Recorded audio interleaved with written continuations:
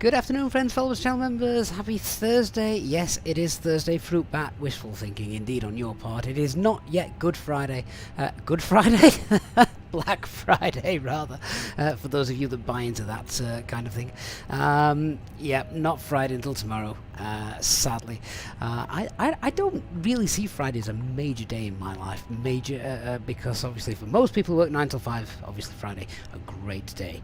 For me, it's the day the kids get home from school and I have 2 days of chaos. I look forward to Monday mornings. I can't say many of you probably agree with me on that front. So today, yes, we have a nice, a shortish flight. It's only about an hour, which takes us from Skopje, who cares, Macedonia, up to the newly released Bucharest airport from Borelli. There's a link to it as well in the video description for anyone that wants to check that out. So yeah, it's going to be interesting to see what that looks like as well. In order to do this flight, it's not a real EasyJet flight, this one, so we are using our default call sign of Alpine, because we're in Europe, Alpine 34 Alpha Mike. We'll still fly as real ops though, and will be obviously today in the Fenix aircraft. Fenix aircraft, still using my new mini FCU, so it means that we'll have to do it properly, not watching the displays change up here, or rather on my physical FCU, but rather down here on the primary flight display, which is as pilots do in real life. So not having the physical displays on my physical FCU is not that much of a deal breaker for me, so it's going to be nice to fly this aircraft, still be able to fly it whilst having that tactile feel of the real autopilot unit. So welcome on board, everyone. Thank you so much for joining us. Good afternoon to, do you know what, the dream team's all here. We've got all the mods are here today. Hey Barry, hey Dark Fury, Christian, Nick also popping in as well. Our awesome channel members also, Nolex2411, hey Dan, Leanis as well, Fruitbat, Andre, good to see you guys. Thank you for being here. Mona, good evening to you. Good evening, rather, good afternoon. Neural Flyboy, John, Klaus, and Old Man as well. Fantastic. And to everyone else, and those watching over on Twitch as well, thank you so much for joining us on our flight today. So have a look at the operational flight plan. Let's go through that together as per usual. It is pinned in the chat if you're watching on YouTube. The first thing that struck me is we're full today. We are pretty much loaded to the max with passengers. Must be a very popular route, this one. So we're only underloaded by 441 kilograms. So our takeoff weight isn't that much because it's only a short flight. We don't need that much fuel. But in terms of what extra fuel we could actually take if we needed to, well, it's not that much. We could only actually take just under a ton. But we'll have a look at the weather a little bit later on in this. So yeah, so that's first thing to note. We're not flying very high today either. We're limited to flight level 190, cost index of 4 as per usual. Tailwind of 11, that's fine. Tropicals is fine. Nothing out of the ordinary there. Sim 2 Delta departure, runway 34, and looking at 26 left as well. It'll definitely be a 26 left arrival. 26 right is closed at the moment in Bucharest. So the plug fuel is around 5.7 tons. Let's have a look. Now there's a lot of terrain around this airport. I'll show you in a moment. But just having a look at the have a look at this, so you can see there the moors as we start getting towards Sofia Flight Information Region. 60 minutes after we depart. The terrain underneath is going to look beautiful, but in the event of deep compression, we obviously need to be aware that we can't just dive bomb down to 10,000 feet without having a good look at where we are first. Have a look at the weather then. All looks pretty good, doesn't it? Scoop's ceiling is 300 feet and visibility 5. I mean, it looks far better than that from what I've just seen. I mean, this is the lowest possible. It's not quite that bad, but it's also Cat 1 in Bucharest, so that's fine. Let's have a look at that weather brief then. So we've got destination airport is the 23rd today. Oh look, it's Cavalcade at the moment. Looks like sort of the winds are going to be coming 250 at 12, so they're fine. It's, yeah, weather's good, so we'll probably be able to take plug fuel today. The only thing that would make me consider taking more than plug fuel, obviously we can't take that much more anyway, but would be the fact that there's lots of terrain around, so if we have an emergency for whatever reason, then that extra fuel is always a good thing to have, isn't it? So let's yeah, all of the alternates, they look fine as well. That is our flight route today with the alternates listed, and we've got no significant weather en route either, so actually it all looks pretty nice. Now, NOTAMs. I love this NOTAM. So, changing the aerodrome's name. We are no longer Alexander the Great Airport. Scottish should just read Scottish International Airport. So, I don't know what's going on there, but for some politics or other. But that's fine.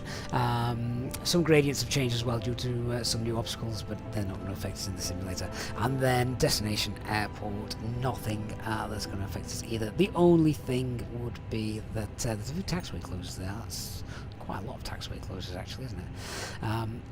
We'll have a look at those once we're in there. But the where is it? Yes, there. Runway 26 right is closed, so we know we're going to be on 26 left. So in terms of what fuel we're going to take, we'll just take we'll take 5.8.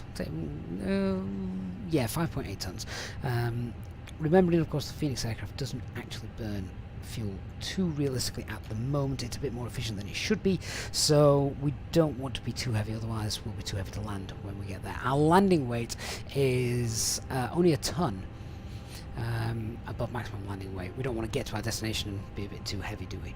So so yeah, Christian, they probably found out that Alexander the Great wasn't that great, so they've changed the name.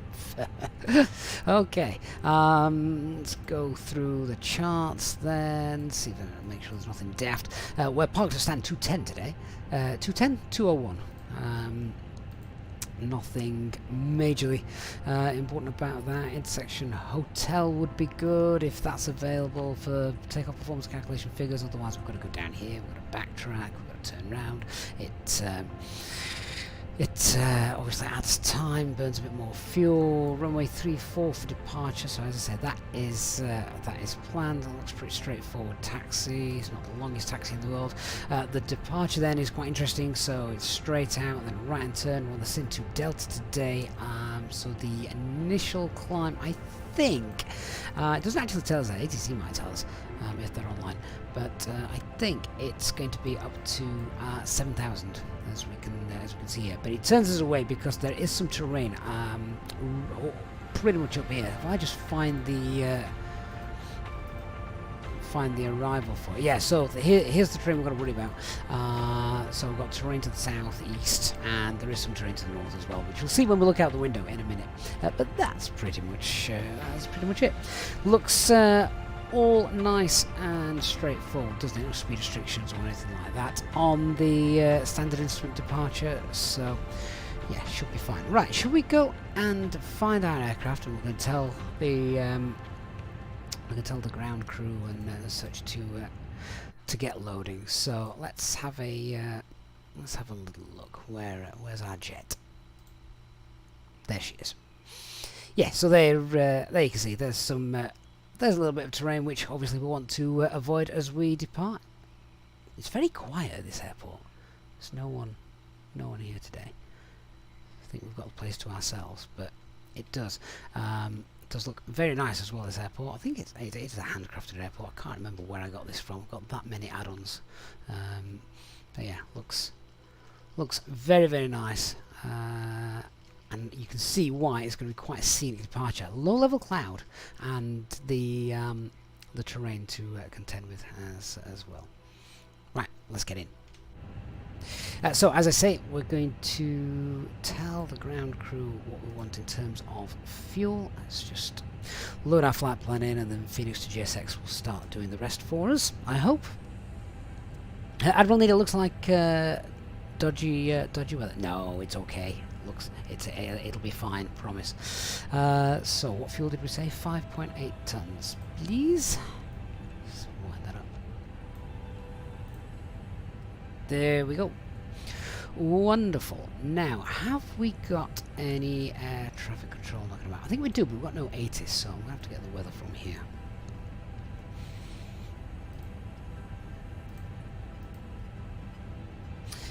So winds at the moment are variable. Oh, we might get a change in runway for departure then, which would be okay. We'll see what we get. So, yes, winds light and variable. Yeah, literally variable 1 knot. So that is the ultimate definition of light and variable. Few clouds at 2,000 feet. We've got broken 4,000 feet. And overcast at 8,000 feet. Temperature 11. QNH is 1022. No significant changes. Just check the arrival weather whilst we're here. Cav okay. Winds pretty much on the nose. Just what we want. Okay, so I'm not going to be worrying about the weather then for today's flight. That is, that's all fine. Right, let's go and check that the previous flight crew has left the aircraft in good condition.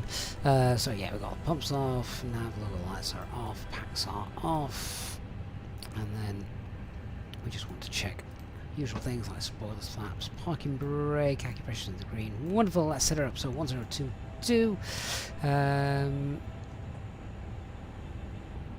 Actually, I don't think we need Unicom. As I said, I think we've got ATC knocking about. So we'll check that in a moment. But 121.5, the guard frequency, of course, should be monitored. So set that up. There we are. So that's fine. Switch balance fine. Thrust levers. Have I got these selected back to the Fenix? Yes, I have. Good. Engine starters, mode selectors, they're fine as well. Up to the FCU. Constraints are on. QNH 1022. That's fine. Flight directors are on. All that stuff. And I'm happy with how the screens and brightness are all set. Refueling page is open. Okay, let's let me see if ATC are controlling us today. 13045. Does Adriatic control cover us? We'll find out.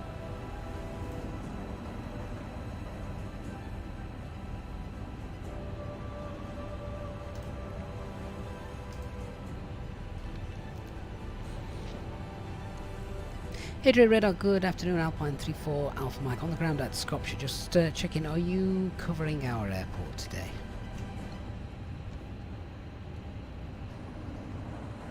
Oh, I'll tell you what, let's not broadcast it on on the wrong frequency there. Let's try again. Aren't you that YouTube guy? We should be on 13045.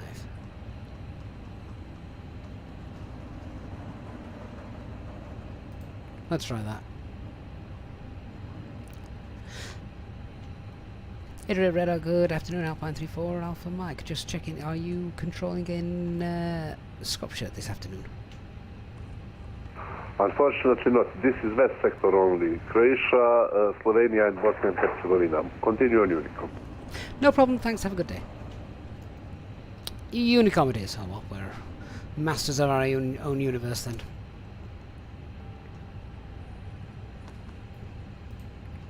Oh well, that means whatever we've decided to do, we can go ahead and do. Right, let's set up the box. So, AOC menu, just do our flight in it. So I say the flight time is about an hour, I think, today. All being well.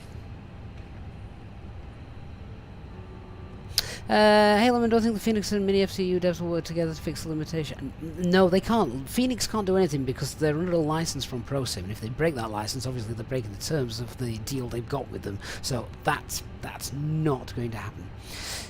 Yeah, Dark, I've put it onto that because I don't actually want to be on Unicom whilst we're setting up because I just get annoying.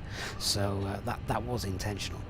Alright, let's go through stuff. Data page, IRS, 3 now greens, yay, aircraft status, yep, that's fine as well. I think we can begin boarding, so let's do that. Close that down. Right, so, departing runway 34, let's get that sorted. Valkyrie, you've just departed from Scotland. Were you a KLM by any chance? I thought I saw a KLM departing earlier. Right, that's been brought in. Right, Alpine 3-4 Alpha Mike. Cost index of 4. Ground temperature is 11.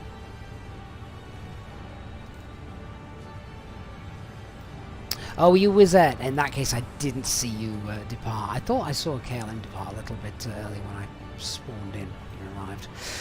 Right, what we got? Tropo 40694. I've missed a digit out.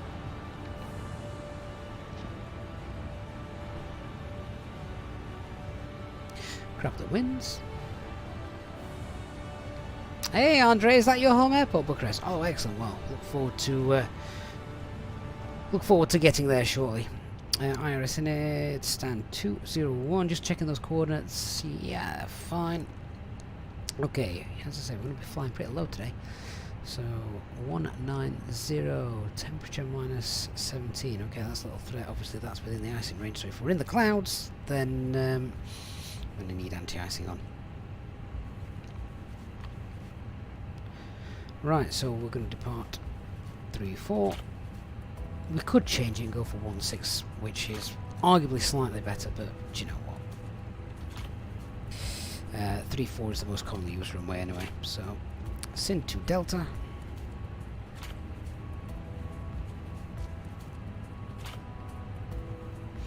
And then at the other end, 26 left. Sundu 1 X-ray.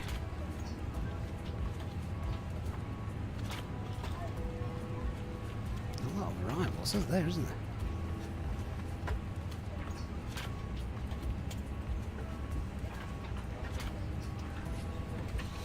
Just check that. Sundu 1 X-ray. Here we are. The VIA is no VIA? Oh, okay. Straightforward.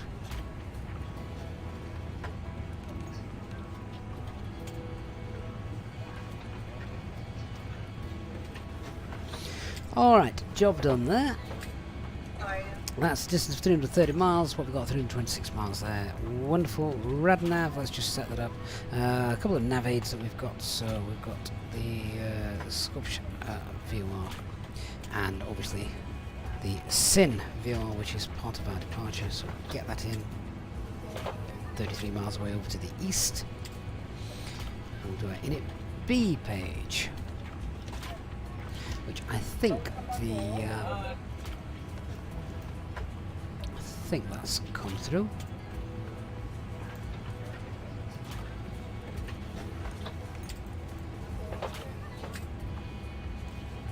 Admiral, is it best to buy from Microsoft Store or Steam? I think everyone's got their own particular view on that. Mine was bought from the store, and I've never had any problems with it.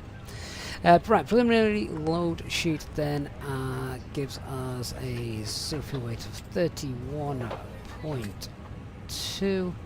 I'm just going to edge my bets with 31.3. Zero fuel weight CFG then. Good evening, ma'am. How are you? I'm doing good. Is oh, hang on.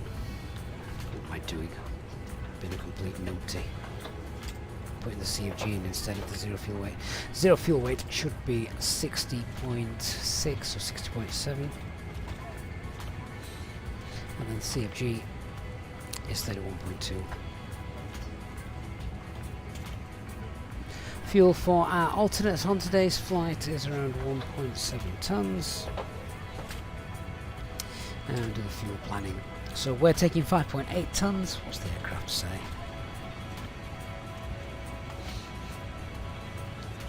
5.7. That works out alright then, doesn't it?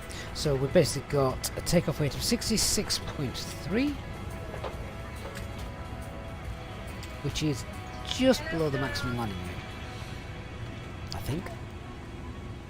No, it isn't. I'm talking rubbish. Landing weight is 64.5 tons. So we are above maximum landing weight if we needed to get back in here for an emergency or whatever. So remember that. So takeoff weight is 663 and CFG for takeoff is 29.7. Okay, so let's do our takeoff performance calculations, see what we've got.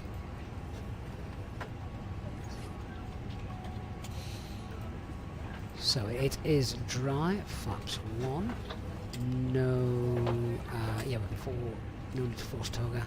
Anti-ice is, we can leave it off. In fact, what's the restriction acceleration altitude here? 2,114. Oh no, we'll be okay. Anti-ice will be off. Takeoff weight is 663, and that CFG is 297. See live weather. Right, we've got an intersection data here. Ooh, hotel. What's that? That might make things a little bit easier for us. Yes, perfect. We need hotel because, like I said, I don't want to do full length and waste fuel and time. So, hotel here will do very nicely. So let's fill the information in 137 140 140 flaps 1 and flex 62. Now, the engine out procedure here is non-standard, which is no surprise given the terrain that we've got around. So the thrust reduction acceleration altitude is 2502, and the engine out is also 2502. So now the secondary flight plan. This is the fun bit. Let's try and build this up because this is one of the most complicated ones I've seen for a while.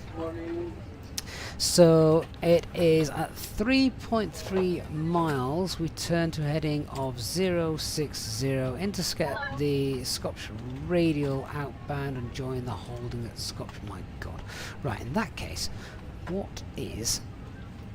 Just want to get like a bit of a visual on this. What is the go around procedure? Straight ahead, right turn, and so forth, and right, okay. So it's essentially the go around and the engine out is pretty much the same, I think. Looking at that,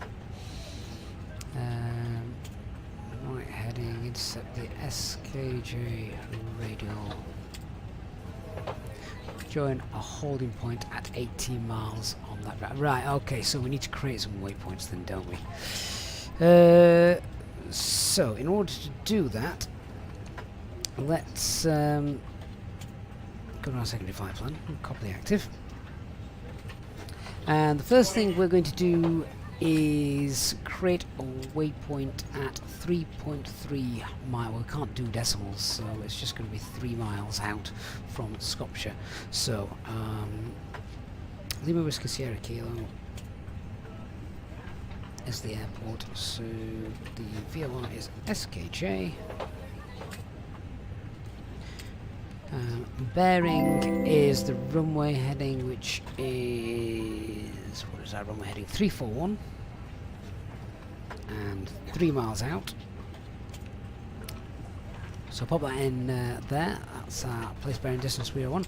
Bucharest Mike's, good afternoon or good morning to you. Happy Thanksgiving Day, and that is incredibly kind. Thank you so much. Your 1999 super chat there. Hello, Paul. Hope you've got a good day lined up, whatever you're doing today. And thank you for joining us this morning. Must be quite early where you are, my friend. Thank you so much. I appreciate that. I really do. Very generous of you to continue to support us again.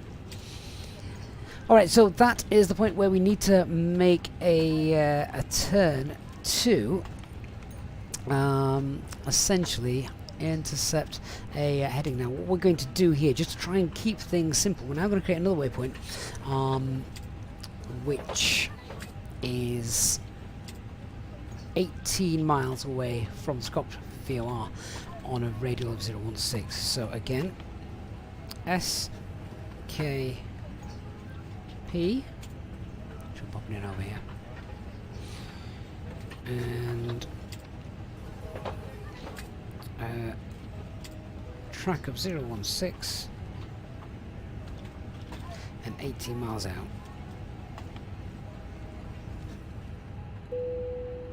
Oh, that's not right, is it? It should be SKJ, not SKP. Try again.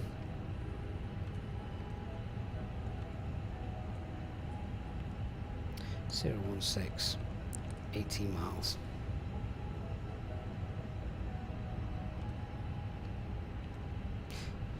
That is where we hold.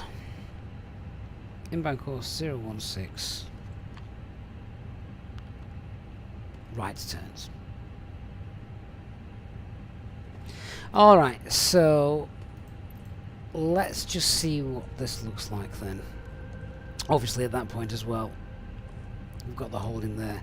I'm not going to put a return in because depending on what's gone off, there may be other airports which might be easy to get to. So that is essentially, I'm going to turn the terrain radar on there because that is our engine out procedure. Right turn and then get ourselves up over to this safe place in a sort of valley away from all the terrain, and we'll hold there and decide what to do. Now, the minimum safe altitude for this particular waypoint is 7,500 feet, so yeah, we're still going to have to climb up and get nice and safe slowly, so it's it could be interesting if we lose an engine on departure. Let's hope that doesn't happen. Alright, box is now all set up. I think everyone is on board as well. So, good stuff. Let's turn that off.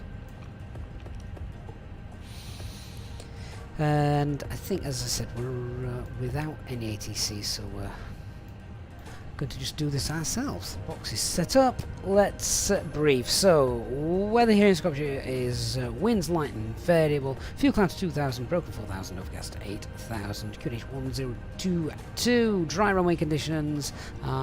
So that's all well and good. Weather en route is fine. Weather in Bucharest also fine. So no need to worry about that. Aircraft is fully serviceable with the exception of the weather radar. No times that will affect our departure or arrival. Remembering, of course, there's only one runway actually available at Bucharest because the northern runway is closed. A few taxiway closures there as well, so we can have a look at those en route.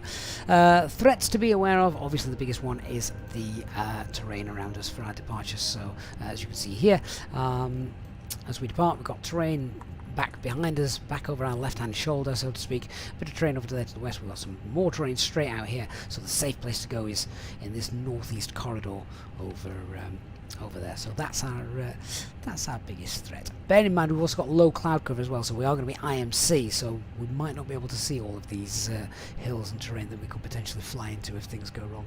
So yeah, a couple of little threats there. So the departure brief is pretty straightforward. We're going to push back from 201. Be nice if we can get pushed back all the way into Alpha. I'm not quite sure what GSX is going to do, but either way we're going to be facing south.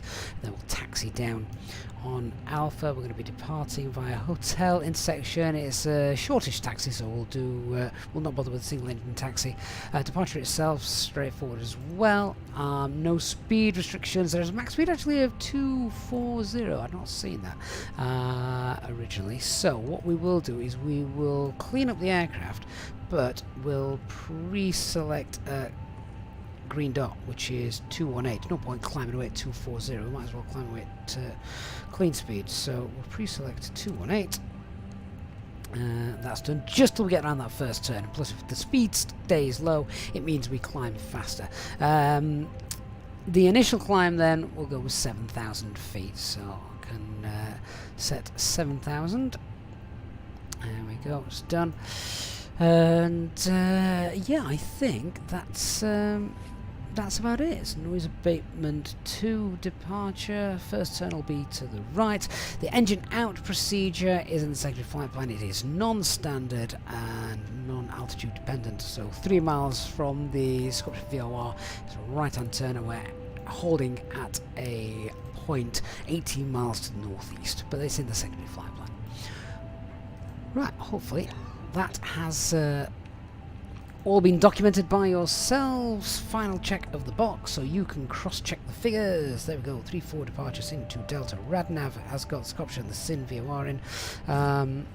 Flight of 190 is going to be the plan. Yeah, that's going to be fine for us.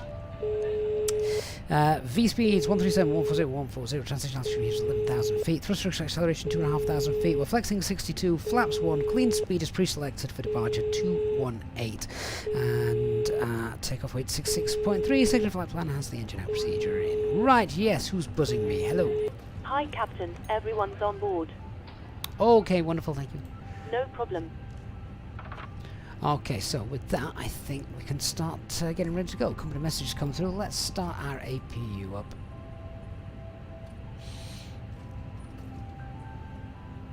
So let's get that going. Admiral Neil, you missed what I said about the first question about the Series X. Series X? I don't recall saying anything about Series X. I did answer the question that I just bought mine from Microsoft Store and I've never had any problems. Watch me out a total FCU failure, so I can't use the mini FCU to stop making. Absolutely not. What would be interesting though is, obviously we can't do that kind of failure. It wouldn't make no difference because I haven't got any displays on my actual FCU. But if you had a display failure and maybe something like the in the fly-by-wire or the headwind, if you had a display failure, would that be replicated on the mini FCU? How cool would that be? I think your box is broken. Okay, where is that message? Final load sheet, zero fuel weight is 60.7. Is that what we had in? Yeah, 6.7. Takeaway 66.2. Brilliant, we planned 66.3. 147 passengers. Sorry, 174 passengers, 2 infants. And the takeoff CFG spot on, 29.7. Wonderful, no LMCs, so we're good. Andre, where's the first turn to the left of your plan? Did I say first turn to the left? I meant right. First turn to the right, if there was any confusion there. If I did say left, then well picked up, Andre. Thank you. APU's available. Quick PA to everyone who's just coming on board. Ladies and gentlemen, welcome on board our flight today to Bucharest. We'll be flying at pretty low altitude today of 19,000 feet, as it's not a long flight. We've got no departure delay or any traffic ahead of us once we get pushed back. Departure weather is looking a little bit cloudy, but otherwise it's good. It's a pretty normal standard departure for us today with no en route delay. So if you can please take to your seats quickly, get your seatbelts fastened, and the camera crew will shortly be around to ensure that we are ready for departure, and we'll get going as soon as possible. Thank you. Tony Jenkins, thank you for subscribing. Okay, good. APU is up and running. Let's get those on. That can come on. That can come on. Seatbelt signs are now on. And let's run the cockpit preparation checklist. So aircraft acceptance has been completed. Fuel quantity is 5.8 tons. Make sure that is balanced. Yep. Seatbelt signs are on. It is. We've got the 3 navigators and the bar FQNH is 1022,800 feet. Excellent. I think then we are about ready to go, aren't we? So let's get the ground crew in place.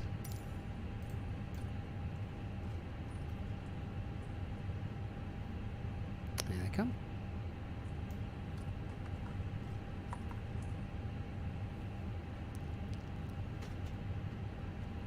Hello, Captain. We are ready for pushback.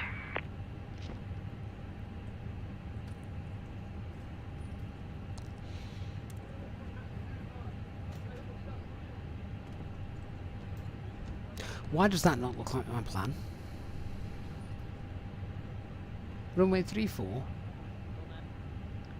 And we should have the SIN to Departure Delta checks departure completed. runway. Bypass pins inserted.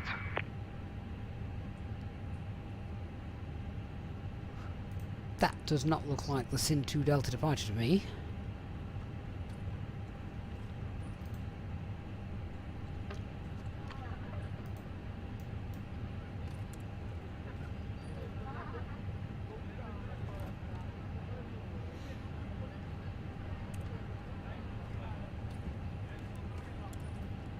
Don't particularly want to hand fly this departure. Locking gear. I mean, it would be interesting, that's for sure. That's very strange, isn't it? I don't want to see if I have done anything wrong there. Let's just reload that departure in.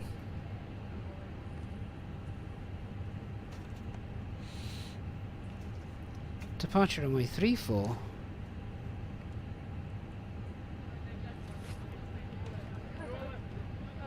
Sin 2 Delta. That is the only standard instrument departure that's in there. That is very strange. Okay, well, I think there's definitely something wrong with the database there. So what we're going to do is we are going to we're going to just rebrief this. Okay, here is how I'm going to fly the departure. So at 4 miles from the Scottish VOR, we're going to make a right-hand turn. And we're going to fly heading 178. We're then going to intercept the 081 radial after passing the 018 radial. As you can see, it's not to intercept it, we actually fly it. We fly past the 081 radial. So in order to do that, let's just put in course 081. I haven't done stuff like this for ages.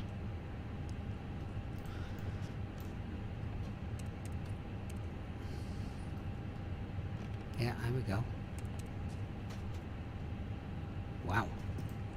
Well, this has just become more fun than originally planned. Okay, so that is the departure plan.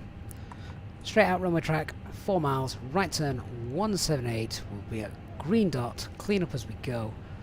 Fly 178, bypass the 081 radial, and then it's a left turn to intercept that radial, direct Simcoe.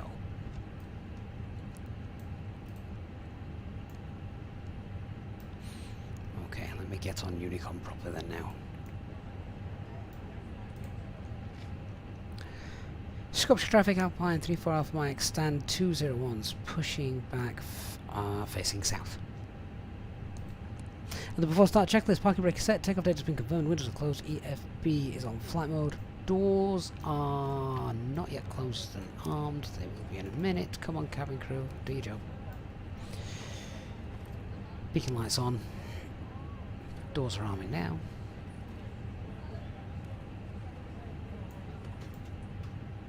Wonderful. Nose wheel steering's disconnected.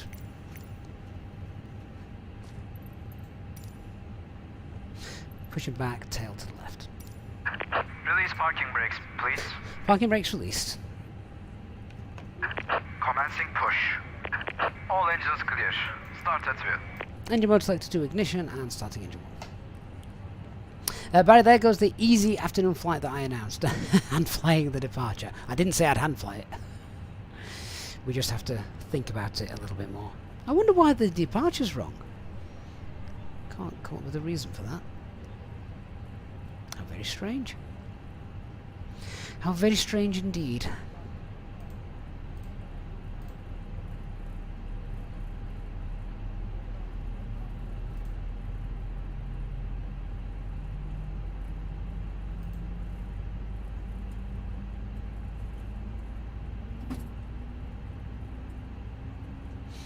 Got to wonder where GSX are going to push us back now.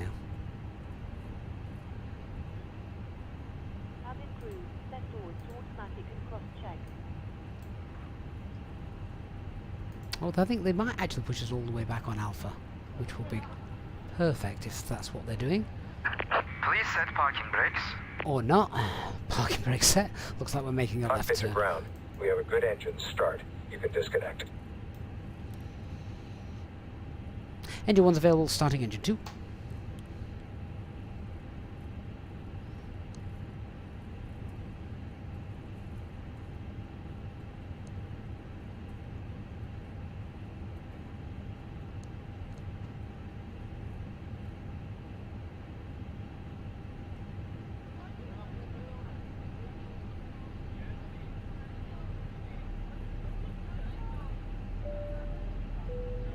Unlocking gear. Ladies and gentlemen, we now ask for your attention while we take you through the safety procedures on this aircraft. A safety card is in your seat pocket showing the exit routes, oxygen masks, life jackets and brace position that you must adopt if you hear brace, brace. There are 2 Tow truck emergency disconnected. exits at the Bypass rear, being removed. 4 in the middle, and 2 at the front. Left is clear, right is clear. Floor lighting will guide you to an exit. Please be aware that your nearest exit may be behind you. In an emergency, leave all cabin baggage on board. Your seatbelt is fastened, adjusted, and released. Then let's just check. The procedure is definitely going right in the little nav map. Yeah, I've no idea what's going on there, but at all times.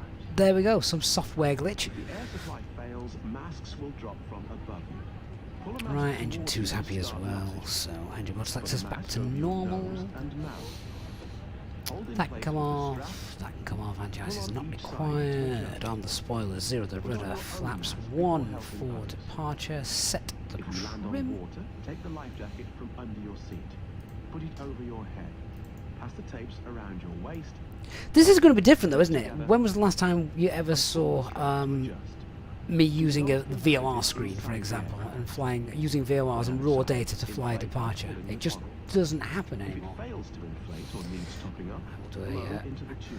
flight check, full There's a left, light and full whistle for right, attracting attention. neutral, We full also up, carry flotation aids full for down, crew. neutral, Your rudder, tray full table must right, now be stowed, full left. armrest down, window blinds open, And neutral. and seatbelt fastened. We wish you a pleasant flight with EasyJet. And Scottish traffic, Alpine 34 Alpha Mike. After pushback from stand 201, we're going to be making a left turn facing north and we'll taxi via Alpha 4, then Alpha South, where we'll hold hotel for departure runway 34.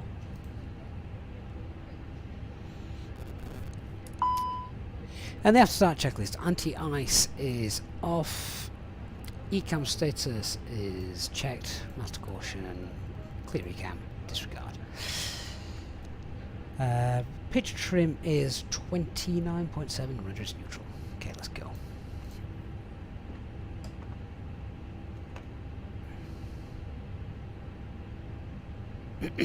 Monoseptic, was it Monoseptic? Who's just asked me about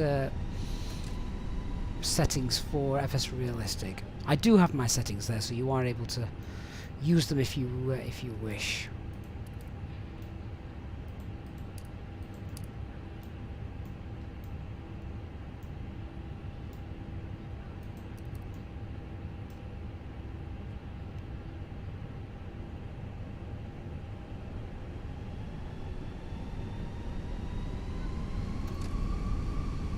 J4, you finished deciding your final approach speed of 164 earlier. Right, so what I'm going to guess, J4, is that was the speed shown on here, wasn't it? What was the speed shown as your ground speed? I bet your ground speed was absolutely spot on and close to your VAP speed, but you'll have had a really strong headwind slowing you down. So ground speed mini will have compensated for that. It will actually have been spot on. Hello? Hi, Captain. Just to let you know that the cabin is secure for takeoff. Thank you. I'll get the crew seated and secured as soon as you give us the word. Okay, will do. Just concentrate on this taxi and then we'll do some checks. But we can quickly do the PETS check, so no LMCs, everything's fine there. We've got the same departure runway. The only change is quickly just rebrief that departure, which we'll do in a sec. So no LMCs. Engine out procedure is non-standard, so it's a right-hand turn after passing 3 miles from the VOR, and then we're going to intercept the holding point 80 miles in the northeast corridor, where we'll get ourselves safely up to 8,000 feet. Engine out acceleration altitude is 2,500 feet, same as thrust reduction acceleration value normally. The departure then is straight out, and then after 4 miles from the VOR, we make a right hand turn heading 178 until we pass the 081 radial from Scott VOR. Then we'll make a left hand turn and intercept that to the SIN VOR.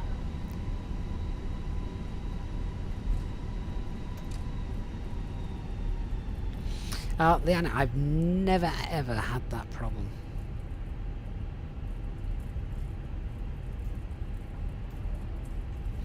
Come on, cabin crew. Hurry up. Right, taxi checklist. Flight controls have been checked. Flap setting is config 1. FMAs. Climb nav blue 152 7000 blue. Radar and predictive wind shear on ECAM memo. Still waiting for the cabin crew. EFB is stowed. Let's get that disconnected. Come on, cabin crew. Here that is HD. The cabin crew sounds are from self-loading cargo.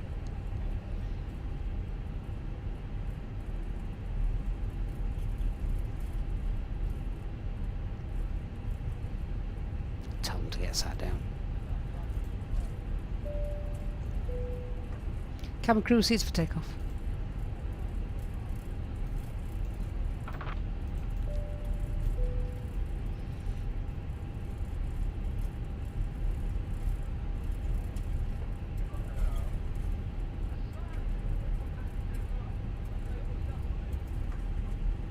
Intersection hotel. Approach path looks clear. These clouds look great.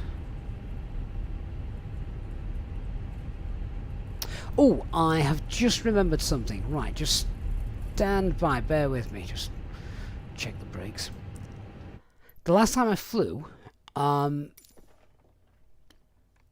Bing data got turned off. Let me check what's happening here. On. Oh, that's fine. It's back on. I didn't want to fly without that. It didn't matter at night time, but it's obviously not night time. Said, am I using GSX? I am indeed, yes.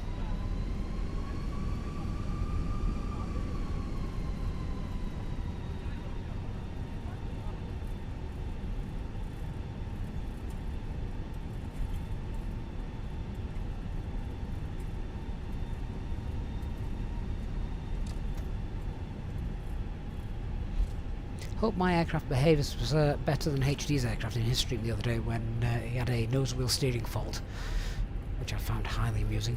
Thank you. I hope you enjoy your drink.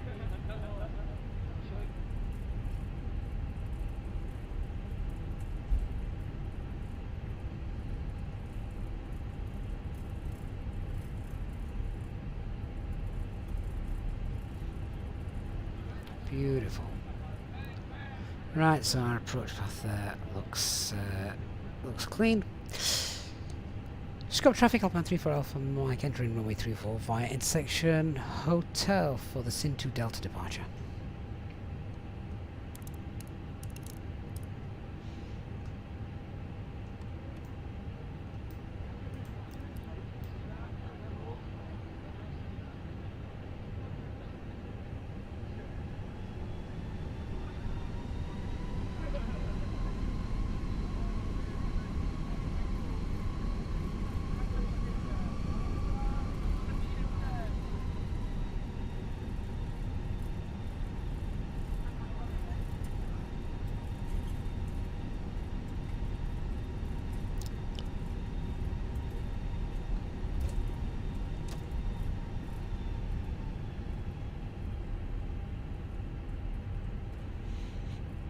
It looks sunnier up that end of the runway.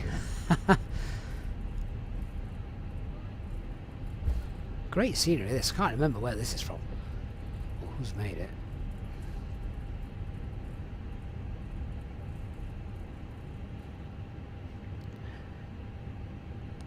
Okay, lineup checklist. Cabin secure. Take it from way 34 via hotel intersection. TCAS TRI packs 1 and 2 are off. Let's go. Right, and we're ready for some raw data flying. Take off. Start the chrono.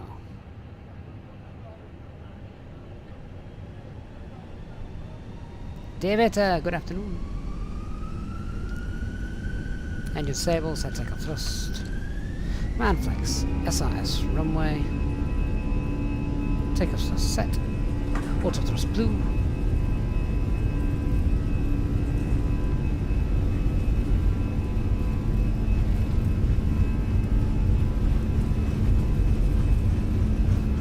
Knots.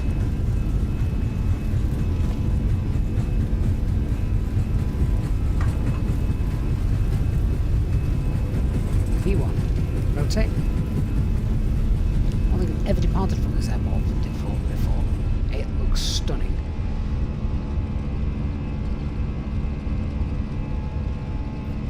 Positive rate. Gear up.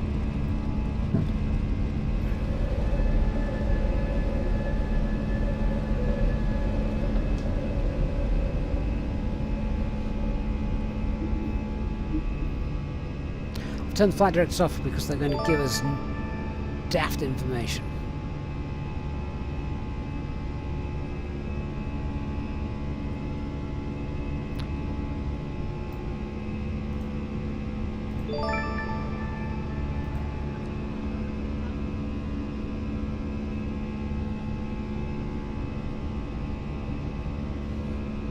Okay, so slow down slightly. Speed.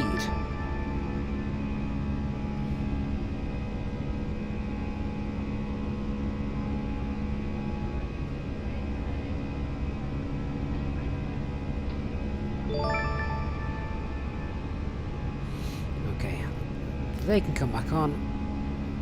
Select heading mode. And we want 178. Autopilot 1 engaged.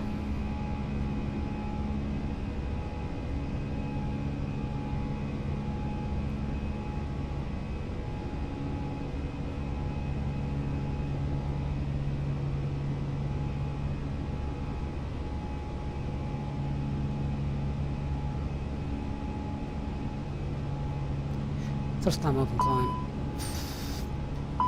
Flaps 0. Spoilers disarmed. Pack come on. Little reminder there from the cam messages.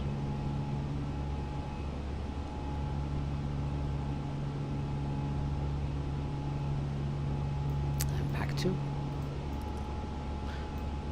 Shame that this departure wasn't all pre-programmed in, because there's some gorgeous views that we would have loved to have spent time looking at. Well, look at that. That's gorgeous, isn't it?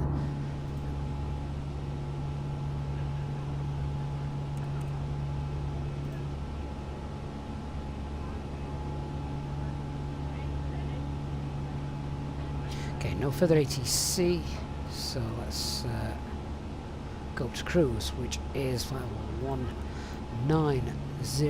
Still warm enough, we don't need the anti-ice. So once we cross this radar, we're then going to fly direct to Sin.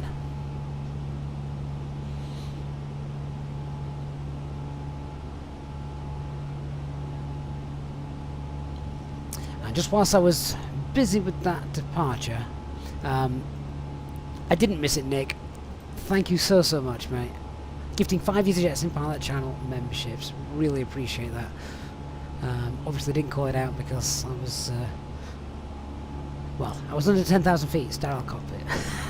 But amazed me. Thank you so much for your support.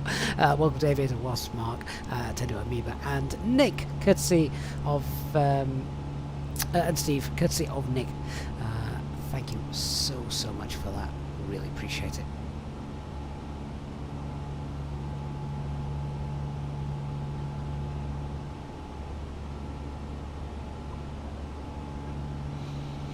I've realised I've just made a mistake, but it doesn't matter, because as we pass it now, that's now where we can start turning back round towards Sin. I'll show you my mistake in a minute. Oh no, I haven't made a mistake. It's fine. I thought I had, but I hadn't. And now I've just gone direct to Sin. We can pop that back into arc mode. There we are. Nav and direct Sin. 10,000 feet. Let's release the cabin crew. Cabin crew's released.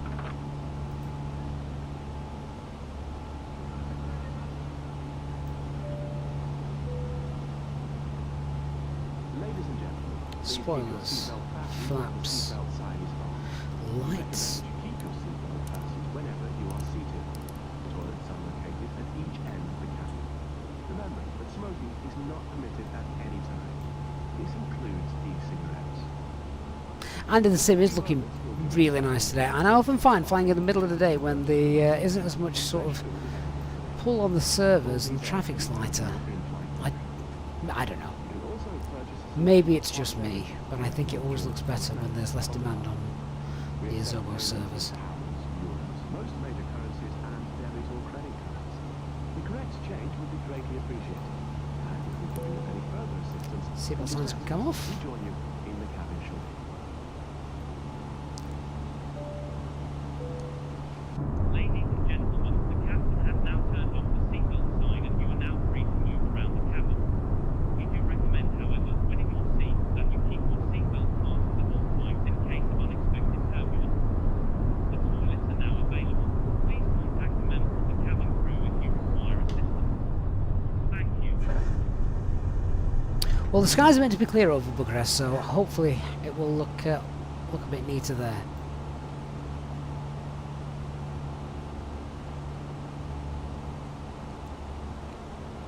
Right, let's sort out the box. So, cost index 0, that's fine. We can now clear out that RadNav page, don't need it.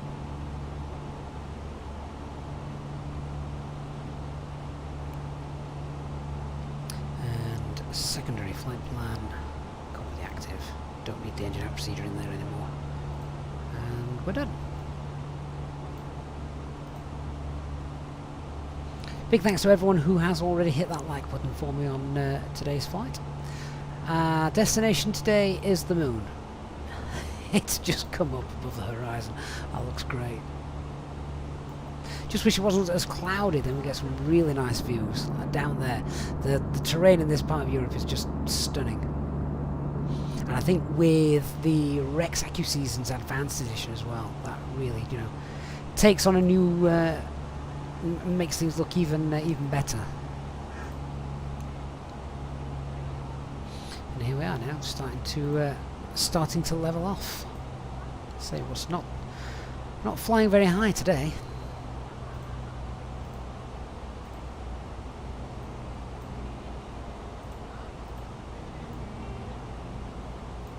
Ray Von Khan, good afternoon to you.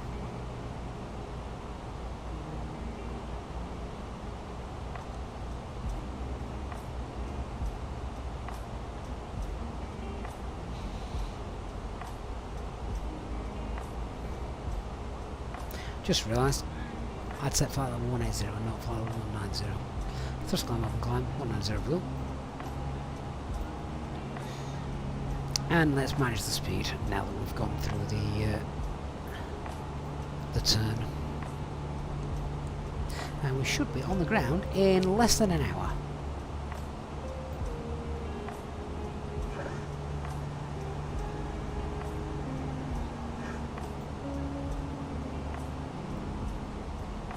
It's too big to be a space station.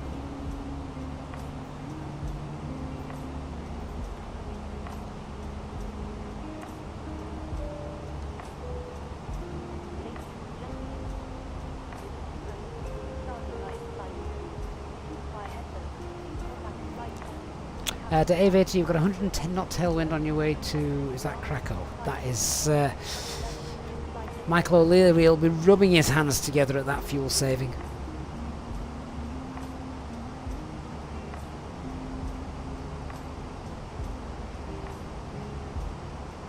Okay, we're going to cheek a little direct now up to Morex. I think that will work quite nicely. And that's Alt Cruise. So, set TCAS 2 below. We'll pop our cost index back to 4. Right, what do I think to the Mini FCU? Well, this is only my second full flight with it. Obviously, I played around with it a bit, but it's just, you know, it's faultless. It really is. I don't know the words for it. How could you improve it? Do you know, for the if you could stop the light bleeding through, but I don't know, that really doesn't bother me too much. I showed that on stream yesterday. It's a very minor thing. Maybe if it, I would say maybe if it felt a little heavier, a little bit more solid, but again, that's just a minor thing. You know, the casing is metal, so it's not like it's cheap looking or cheaply built or anything. It's I would improve upon it by adding a mini EFIS. How's that? Leanna, the long USB cable. Yeah, but I can't really fault Mini FCU for that because they're not the only software supplier that, hardware supplier that supplies their gear with ridiculously short cables.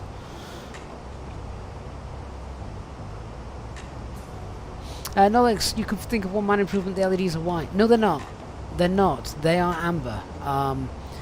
It's just like my camera settings are overexposure or whatever, so it does look white, but they're not. They are more amber in colour than white.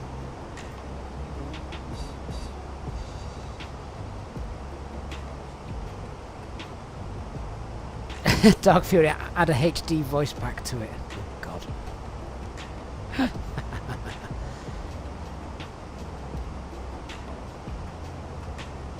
No, you thought it was white? No, it's. I promise you, it's not. Yeah, it's. It isn't. I don't know if I can try and show that again. Bear in mind, I don't actually have that many displays at the minute.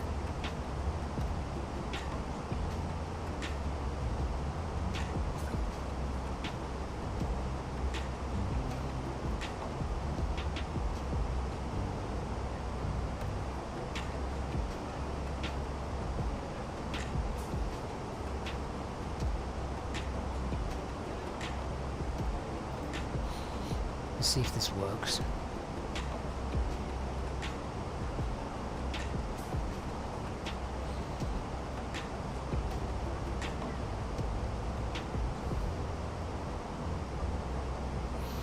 So, hang on. Just casting this literally from my phone here. Yeah, it's... I can't lift it up because it's stuck down. But if I turn my phone sideways, I apologise for the rather sickly looking image.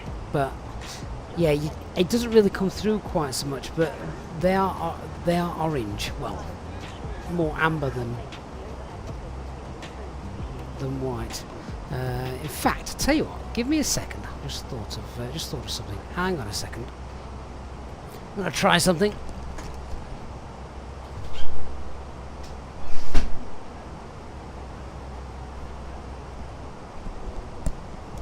Well, this may or may not help. I've just turned the light off, so I'm not sure if that helps anymore. Try and give the colour of it. So I think that looks pretty good. It looks very nice at night. I mean, ignore my sort of poor phone camera transmitting this. But yeah, I think the night lighting effect is rather beautiful. So there you go. Hopefully that helped.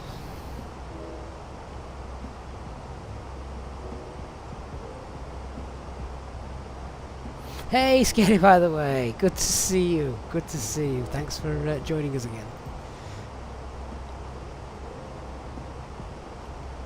Mark, the actual text numbers are white, though. Oh, you mean like the heading of the track thing on here? Yes, they're white, as they are in real life. Although they are backlit, so at night time they look orange.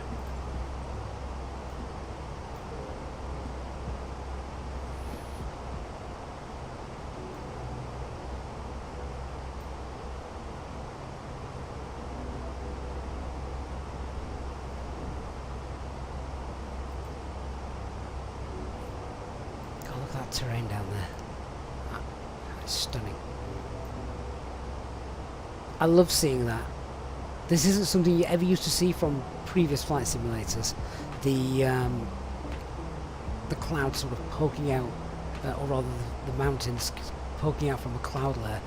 They just couldn't render it properly. But now they can.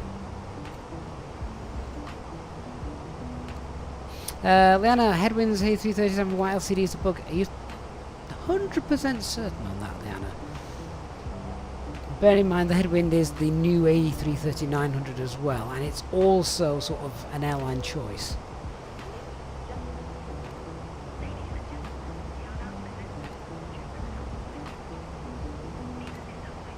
Ah, legend off to work. Unlucky, mate. You went to work last night. My God, what do you do?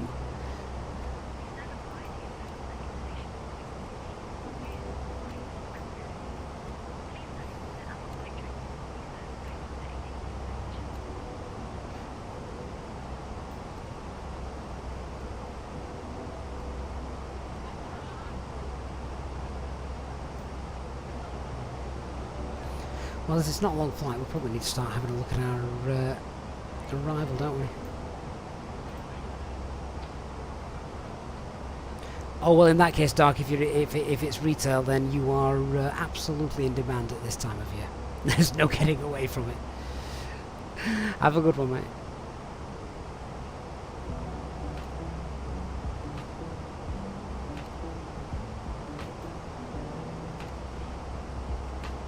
It does make you wonder then why the headwind team have put white displays on. They must have got the idea from somewhere.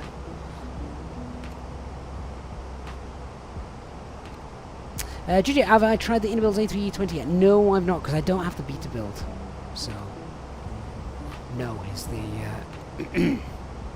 is the short answer.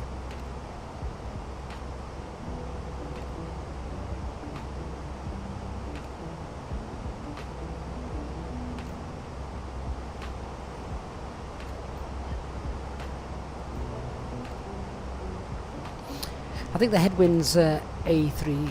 The headwinds white displays, I don't think it would be called a bug, as it is more of a lifestyle choice. I'm sure they can change it pretty quickly if they wanted to.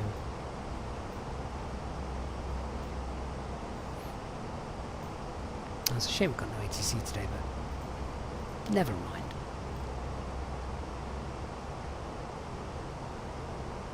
I have now left the light off in my office because this looks nice. Flying at night time with the mini FCU is very nice indeed.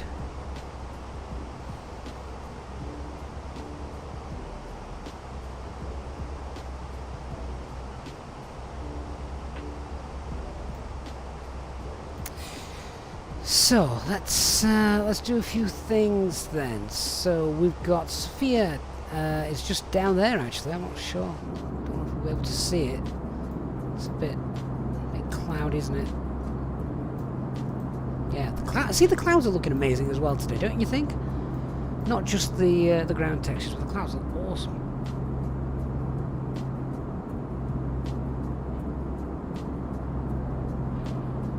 But Leanna, if it was a bug, how come originally when the headwind came out, it was amber? Pretty much the same as the fly-by-wire. I thought, chatting to the developer, that they had intentionally done that.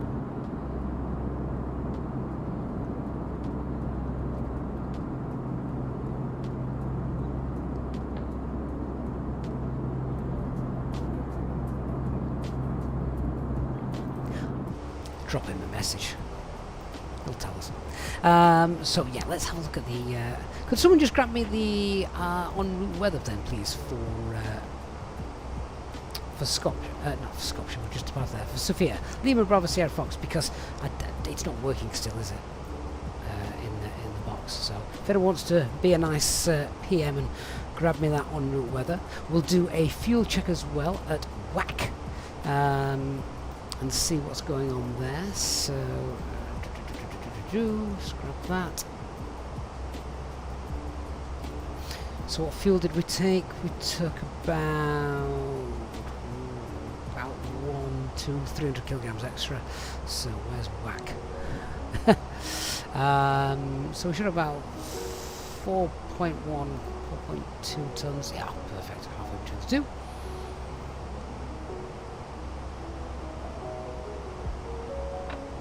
I am going to look into it, Lena. I want to know. I want to know why they moved to white, because I'm certain when that aircraft came out, it looked like this. So definitely want to find that out. If I get a reply, I'll let you know. Ryan Videos, you do have to pay delivery, but depending on where you live, that delivery is different. So it's higher here in the UK than it is in the USA, for example. They actually explain it really, really well on their website if you go and have a look. They explain the delivery cost. The main thing is the tax. It's the tax that's the problem. The delivery costs, I think, are pretty fair. You know, this unit shipped from... Is it in Hong Kong? I honestly can't remember. But, you know, I think it was like 40 quid, which I am pretty familiar with shipping fees. Like from here to America, Australia, Hong Kong, etc. And I think it's like 42 pounds to ship the unit. That is pretty standard, but it's the taxes that really make it sting. But obviously tax is different in every country, isn't it? So. Okay, let me check this arrival, see what it looks like. That's pretty straightforward, doesn't it? It means our top of descent is quite late because we're not very high. So yeah, that looks straightforward. But we could just leave this in manage mode all the way, couldn't we? Why not do that? Okay, let's grab the weather then for Bucharest. See what's there.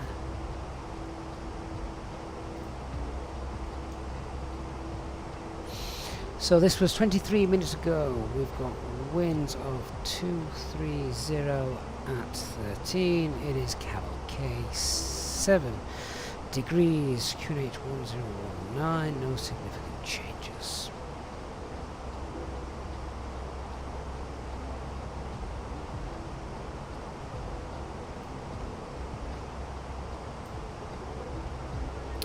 Leanne, I don't know how things work with China. That is a country I have no sort of dealings with.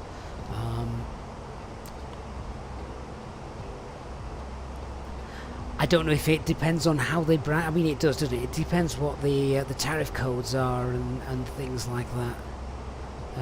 I find it an absolute headache. It was a headache before Brexit, and now it's just more ridiculous, isn't it?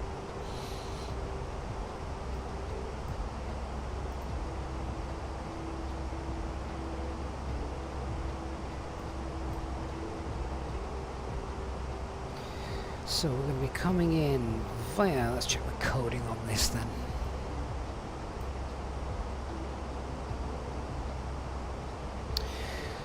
(261) let the then 262. Let's keep going. If it would come up, HDD Donox Sodu. There we go, sort of wax ready. Arrival. So when we get to our top of descent, we'll get our 70 green dot as we're coming in around there. Yeah, it's pretty straightforward stuff. Straightforward stuff.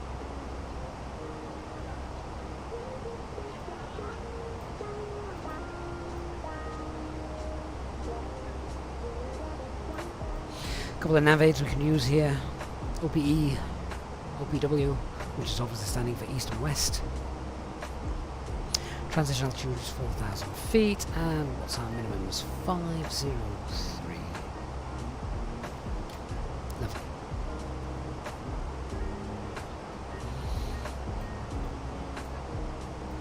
Right, set the box up and we'll brief the lot.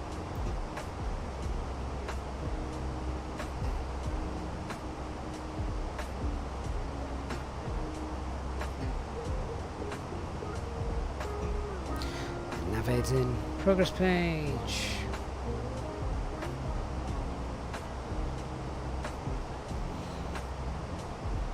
What runway are we landing on? 26 left.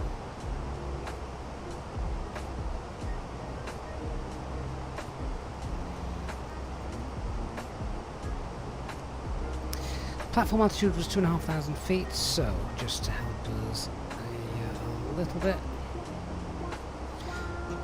Put our rings in.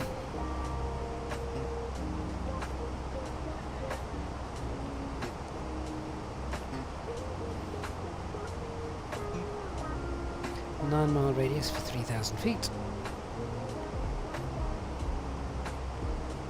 Let's fill in the destination data then. So QNH 1019. Temperature was 7 degrees. That's colder than it is here, I think, today. Wind 230 at 13.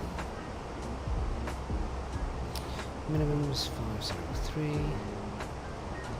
How long a runway is it? Oh, it's 3.5 kilometers, so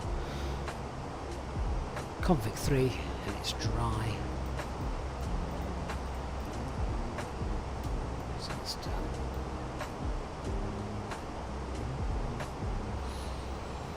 And copy the active flight plan. And final check. What's my final speed on the final approach point? Oh, that's fine. 190, 184. Lovely. All right then. So, quick brief. Weather's fine. We've got, as you see, winds 230 at 13. So a slight crosswind from the left as we're coming in, but nothing major. It's cab okay conditions there as well. So we should start seeing these clouds clear in the next half an hour or so. There was some taxiway closures, wasn't there? Can you remember? The no times. Let's have a little look. Just whilst we're here, 26 left. It's a 2.5 degree Pappy. Okay, 45 meters wide runway. 2.5 degree Pappy, but a not 2.5. Was it 2.7? 2.7 degrees. Yeah, 2.7. Oh, so it's a slightly shallower angle as well for descent. Nice. So I'm going to be looking around probably about 600 feet per minute, between 600 and 700 feet per minute, rather than normally it's a little bit steeper, isn't it? So, what taxiways were closed? Let me have a look. Hey Sean, good afternoon.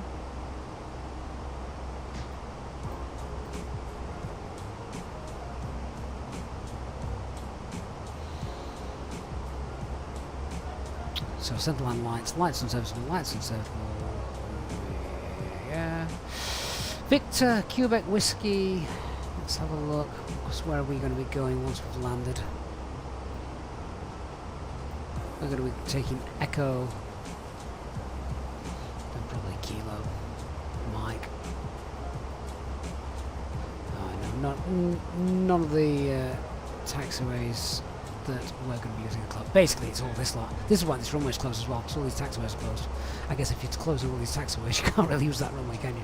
So no, it's fine. They don't really affect us. Stands 103, 107, 109, 110, 111, 112 unserviceable. So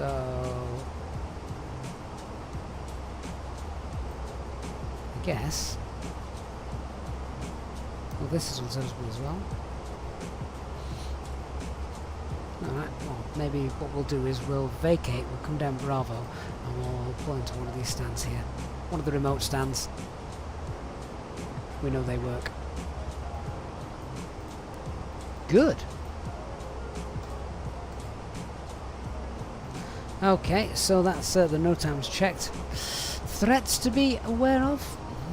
None really. There's not a lot of terrain around Bucharest. Unfamiliarity, I guess. That's probably the biggest thing. Don't know it too well. But let's brief it, and then all should be well and fine, shouldn't it? So we're doing the ILS approach, runway 26 left on the sort of 1 X-ray arrival. That arrival straight forward. Once we get to top of descent, we'll get down final 70. Once we pass 2 up, then we can continue that descent even further. Looks like we'll be green dot my IF deck, and then flaps 1, flaps 2, flaps 1 about 12 miles out, flaps 2 as we get the glide slope in there. The platform altitude 2,500 feet, slightly shallower descent angle, 2.7 degrees, 45 meters wide runway. We've got Pappies calibrated to 2.7 as well, so that's fine. MSA on the approach is 2001 100, so that's all pretty standard stuff. We're going to be doing a flaps 3 landing, and we'll use auto brake low. Once we've landed, the plan will be vacate onto Golf. We'll take Golf, Echo, Bravo, Juliet, and park here. The go around, if we need it, is pretty straightforward. Climb via the OPW NDB to the FLR VLR and hold, and that should be in the box anyway. Just double check that. Perfect. It's all there.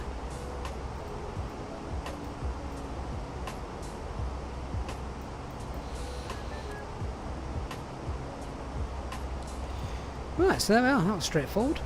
Hitman, I'm early. I know, I'm having an early one today. Why not? Means I can have an early night.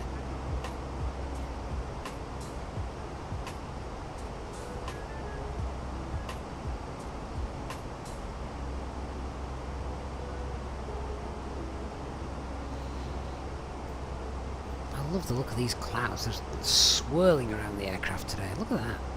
That is awesome. In fact, it almost looks like they are literally going around in circles, as you would see, sort of like on a satellite image. There's the eye of the storm there, look, see? I've never seen anything like that before in the sim. I don't know if there is actually a cold weather front here doing that, but that is exactly what it looks like.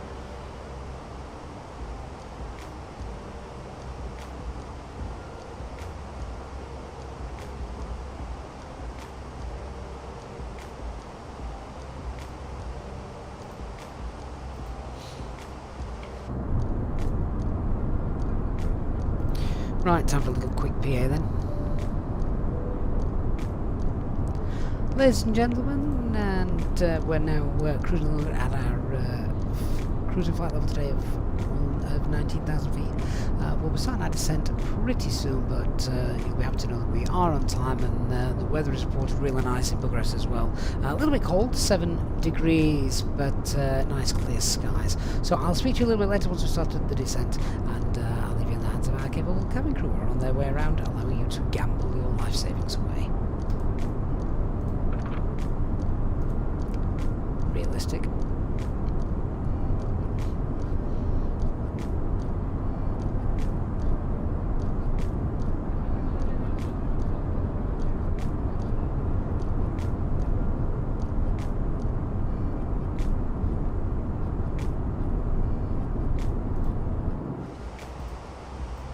So yes, we are seeing, or we will see, Borelli's brand new Bucharest airport. That is what we're flying into today, showcasing that for you. It was released about a week ago, I think, something like that.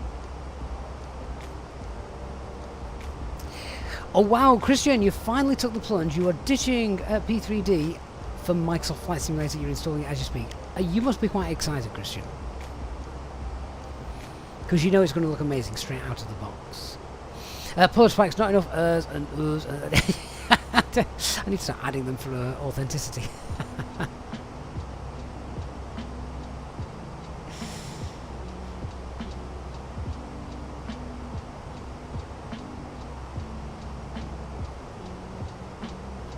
Wasp, you nearly pulled the wallet out for the £816 FCU, the IFIS panel, but her indoors put a stop to that. I bet she did.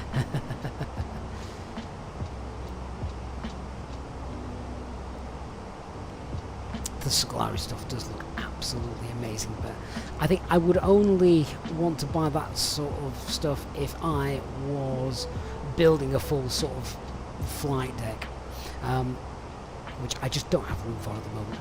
But this mini FCU in it, spot on.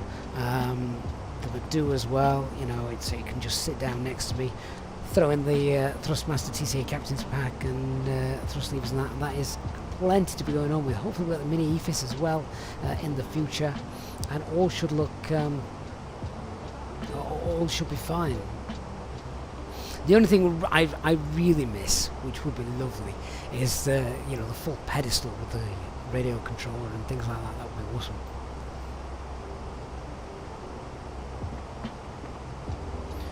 Oh, first officer is barking at something. Back in a moment.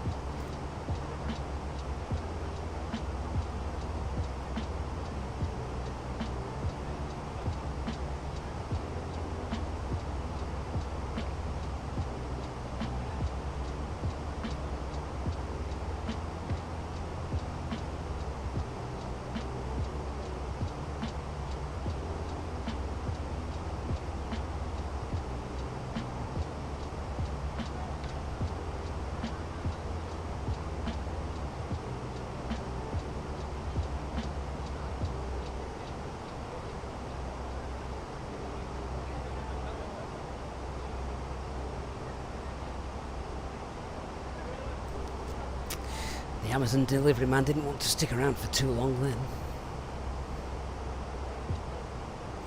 Paul, can I explain what the transition altitude is or what it's used for? Okay, so there's two. There's the transition altitude, whereby essentially anything below that you have to fly on the local airfield's QNH setting. Once you are above the transition level, there's a little bit of a crossover, usually about 1,000 feet between the two, but the transition altitude, if you think of it as anything below that, you need to be on the airfield's local pressure. Anything above that, you need to be on standard pressure. And obviously, all of the transition altitudes around the world, every airport sets their own transition altitude level for it. Now, in the USA, it's a little bit more simple because they have that locked to 18,000 feet. So basically, once you are below 18,000 feet, you need to be on the local airfield's QNH. When you are above 18,000 feet, every aircraft needs to be on standard pressure. And the idea being that when aircraft are obviously flying around on long distances at 36,000 feet or whatever, crossing the Atlantic, that kind of stuff, they want to know that every aircraft at those higher altitudes are flying with the same QNH settings, so that 19,000 feet in my aircraft will be the same 19,000 feet as another aircraft, because every difference in QNH is, so I've got the local QNH, it's just an aircraft's beeping at me, the local QNH where we departed from, 1022, well, the difference between 1022 and 1021 is about 20 feet. So you imagine that you took off with a QNH of a really low, say like 980, and you flew to a place and you stayed on that, and you flew to a place where the QNH increased to 1030, then you know you've got a difference. You can be seeing the differences of about 600-700 feet, which can cause collision, well, not collisions, but certainly near misses with aircraft. So they have aircraft on standard pressure above the transition altitude to make sure that everyone is flying with the exact same pressure setting. And that's hopefully basically it. I hope that was some sort of way of explaining it. Hello? Hi, Captain. Would you like a drink? Tea, coffee or water? No, thank you. We'll be heading down in about 10 minutes. No problem. Do give me a call if you change your mind, though. Storm 30 feet. Yeah, I don't know what it is exactly, but it's big enough. It's also one of the reasons as well, particularly now we're getting in towards winter, that when we're flying somewhere when it's really, really cold as well, then it's prudent to add sort of 20 feet to your decision altitude if it's really cold, because the pressure settings when it's really cold have a skewed effect. So up to below, between 0 and -10, it's worth adding 20 feet to it, and then I think anywhere below 10 degrees you can add 40 feet to it. There is a chart somewhere, but it's not that cold today, so we don't need to worry about that.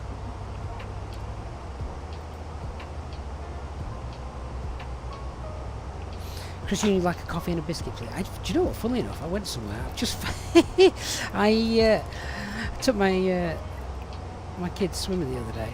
I had a hot chocolate. I'd literally just put my hand in the pocket, and I've just found the Biscoff biscuit that came with it. We'll have that later. Gabriel, thank you for subscribing.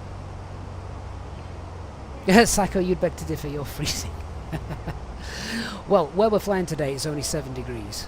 Oh, it's not quite freezing, but yeah, you wouldn't want to go out without a coat. That's for sure.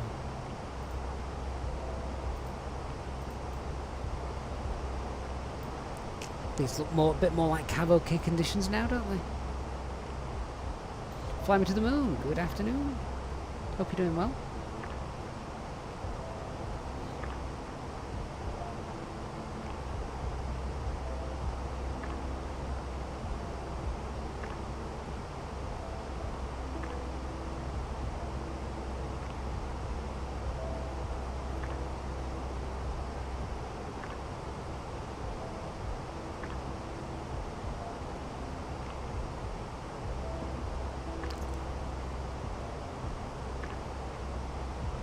So we're going down in about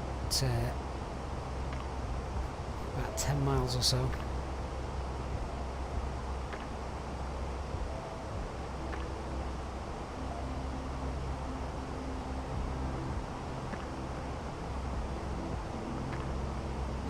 Vikings, don't forget the replay this time. I know, it was a pain, wasn't it, last time?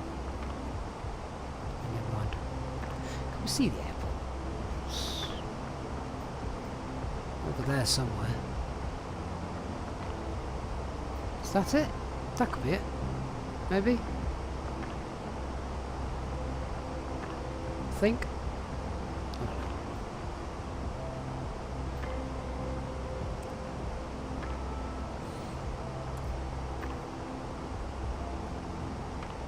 know. Bang, it's 14 degrees there in Marseille. Oh, that's nice. 14 degrees this time of year, that's not too bad, is it? It's pretty decent. I don't know what it is here outside.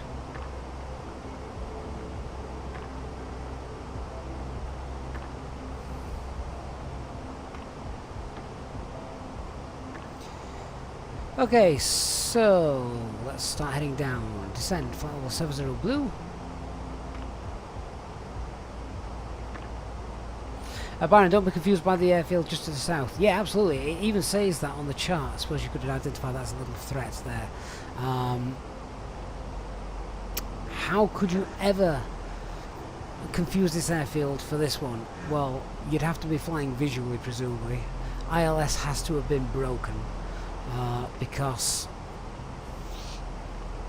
you see these videos, don't you? You see that pilots have mistaken airports for other airports. Now, I can kind of somehow see that in America because there's like an airport every 5 miles down the road. It's in built-up areas. It's ridiculous. They have more airports than we have high schools. But even so, I still find it unbelievable you can land in the wrong airport. I'm sure that there's always been external factors that have led up to it. But surely you've got to sit there and think, how did you get that wrong?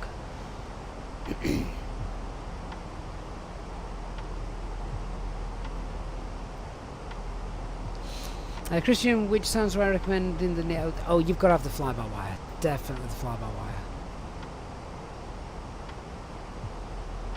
Terry asked Air India 707 landing at Northolt instead of Heathrow. They had to take the seats out to get out again. Yeah, exactly. How does the air traffic control even let that happen?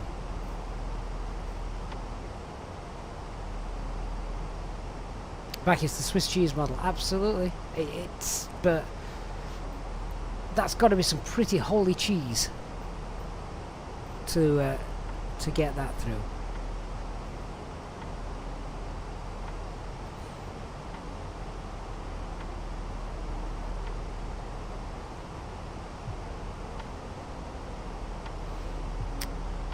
Okay, so set local pressure then, which was 1019.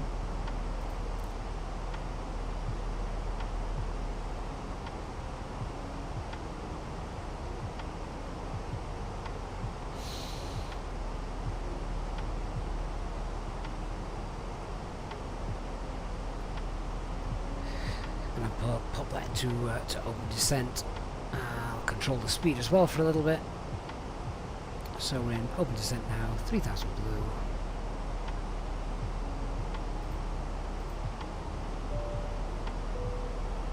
Ladies and gentlemen, we've started our descent now towards our destination. We should be arriving in around 15 minutes time. If you can get yourselves back to your seats to see what signs are going on, very soon the camera crew are going to start preparing our aircraft for landing. Once again, I'd like to take this opportunity for flying with us today. I look forward to seeing you again soon. Looks a bit hazy now, actually, doesn't it? Okay, activate the approach phase, so that's done. India, Oscar Echo is identified.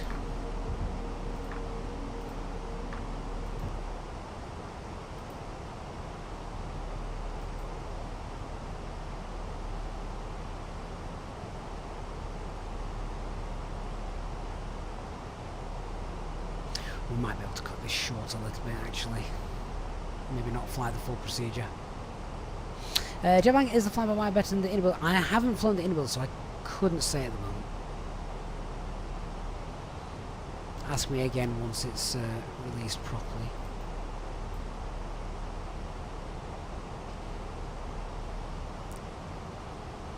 Okay, so speed 250 knots set.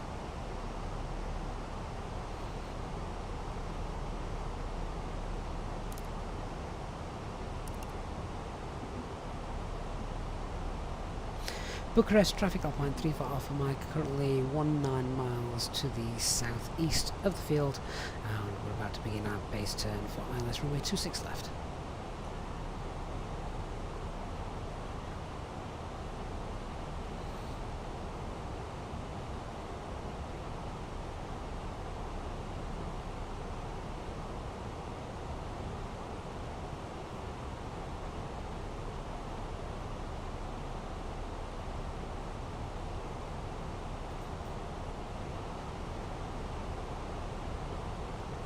So just did a little direct there to 261.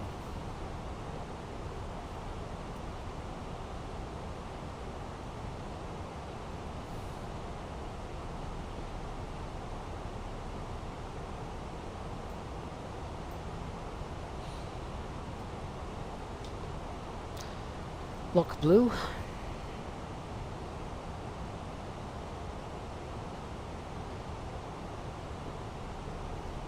Approach checklist. BRF QNH is 1019. Seatbelt signs are on.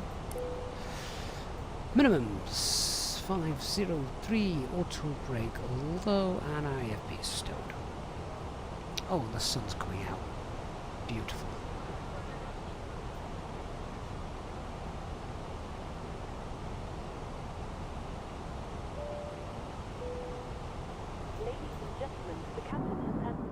Signs on. Please take your seats. You must now remain seated until the signs are turned off. Thank you. It is indeed very, very flat around here, isn't it? There's thankfully not much chance of flying into something you shouldn't. 24 miles out.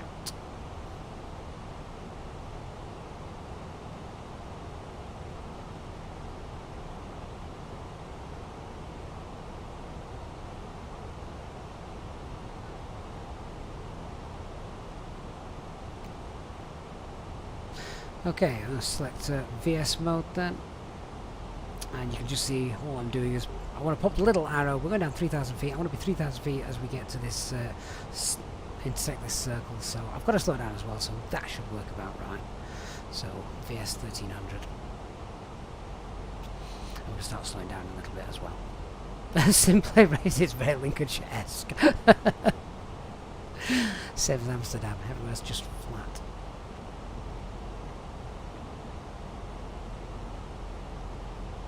Well, there we go. Runways are in sight. You can see them.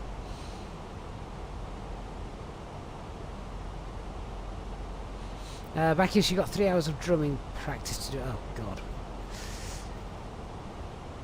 That doesn't sound like fun. Well, may your paradiddles be fluent and your skins tight.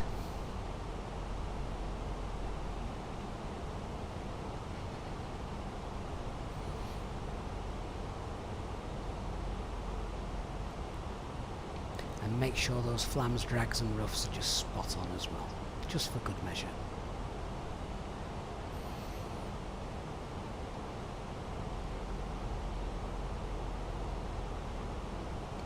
There we go, localizers captured.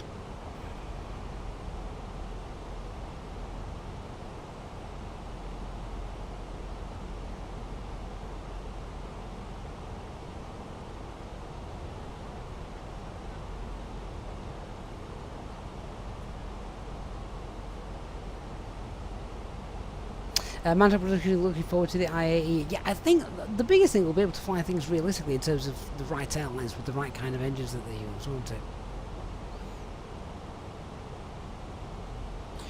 Right, let's start slowing down. Mark, have you never heard the word paradiddle before? There we can see we're just nicely beneath that glide slope at the minute, so we're going to come up to meet it. just reduce the VS slightly.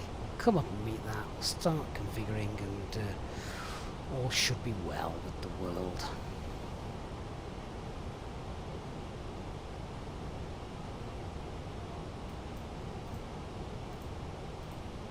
Bucharest traffic, Alpine 34 Alpha Mike, established runway 26 left, 13 mile final.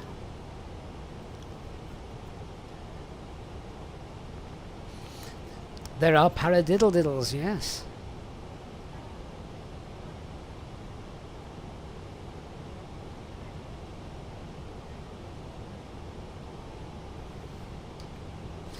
On the approach, glides, alt glides on blue, cap 3 single,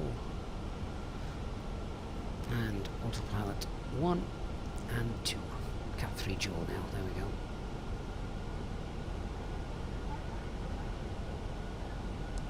Flaps 1, speed checked, flaps 1. Speed 180.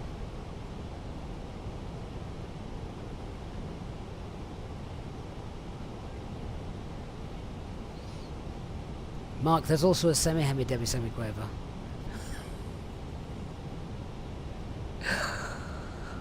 But you're really getting into naff time signatures now if you're using those notes. Glide slope start, that's fine. Mr. Approach altitude is 3,000 feet, and that is set.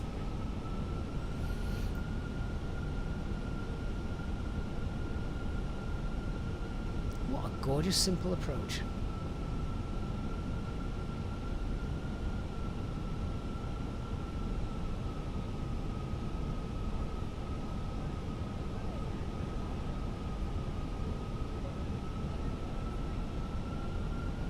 Nice 25 knot headwind, keeping us slow as well. Christian, it really is flat out there, isn't it? If someone wants to fly somewhere without having to worry about mountains and bad weather, this is the place to come. Marcus, when I go for FS2 crew or FSO, I'm not sure I've done FSFO. FS2 crew works really nicely. Flaps 2, speed check, flaps 2.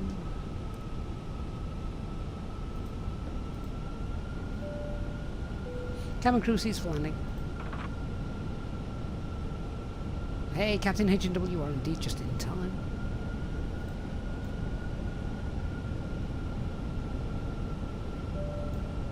Six-mile final then, gear down, spoilers armed, manage the speed, flaps 3, speeds checked.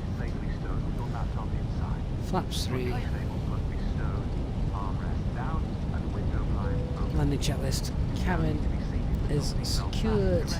Go around altitude 3,000 feet is set. Eco memo landing, no blue. Landing gears 3 green as well.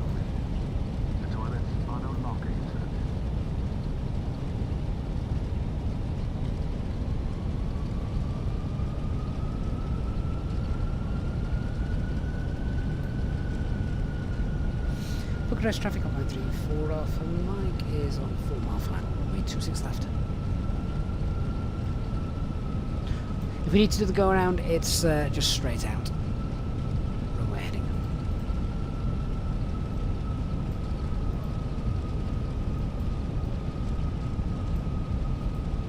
We'll vacate on the second right that we pass.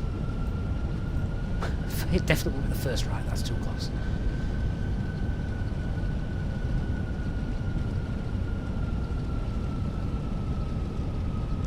That looks incredibly autumnal.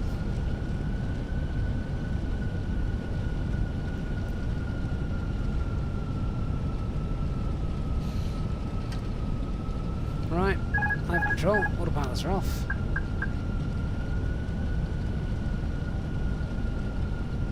Marcus EasyJet only flies A320 family, so A320, A319, A321, and the Neo variants.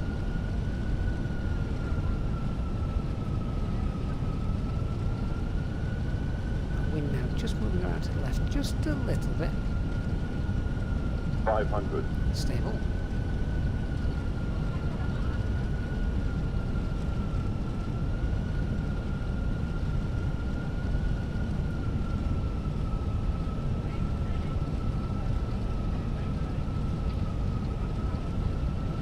forward to seeing this airport as well. Not seen it before. 100 above.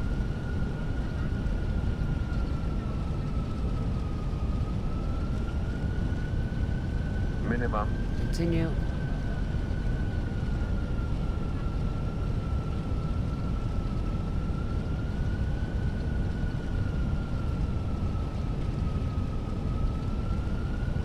$50, $40, $30, $20, retard, $10.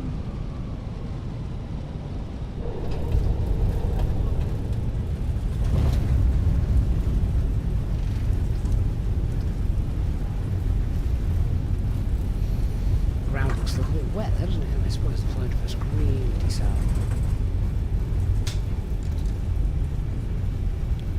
Thrust idle. Manual brakes. Let's roll to that first exit. I can already see, looking at the control tower, that this airport looks awesome.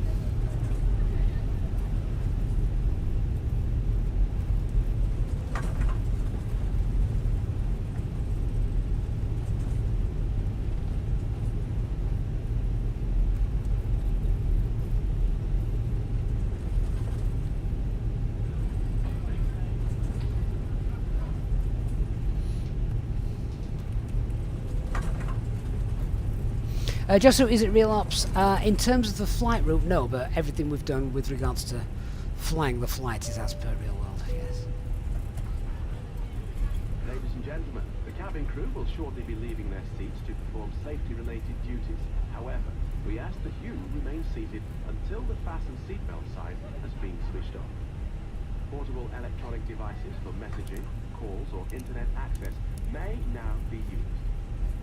Please make sure that you take all your personal belongings with you, checking in the seat pocket. We'll have a little look with the camera drone as well at this airport in a bit. Do take care when opening the lockers. Thanks, Nick. See you soon, mate. Thanks for being here. Is not permitted until you reach a designated smoking area. On behalf of the captain and the crew, it has been our pleasure looking after you today. Our ground crew will help you complete your EasyJet journey. For the latest news, promotions, flight and destination information, check out our official Facebook page, Twitter, or EasyJet app. Oh, the colours here look phenomenal.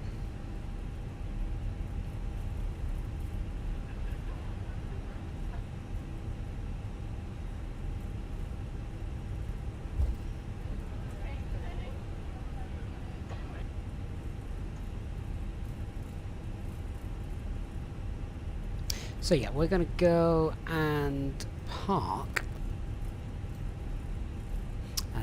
So maybe stand 116 if JSX is going to play ball.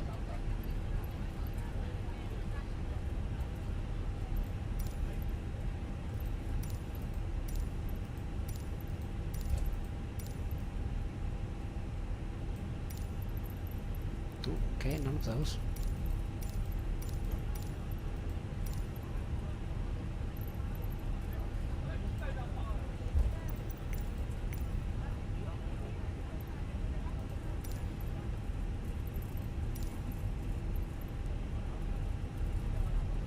None of those. Where's stand 116 and 118 then? Are they considered ramps? Oh, there we go. I don't care if it says it's too small.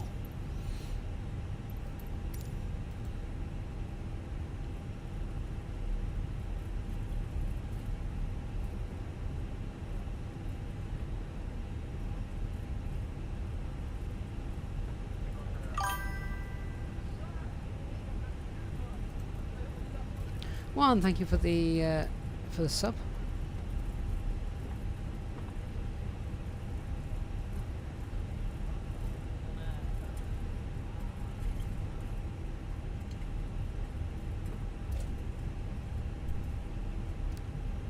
It does look very blue, this airport. It's an airport I've never been to in the real world, but it looks, I don't know if it's just because of the effect of the glass, but yes, it looks very, very blue. It might be like that in real life.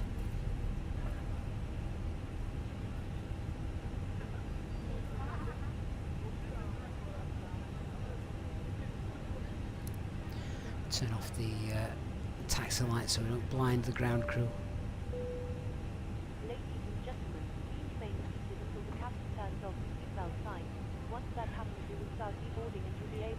the aircraft. Thank you.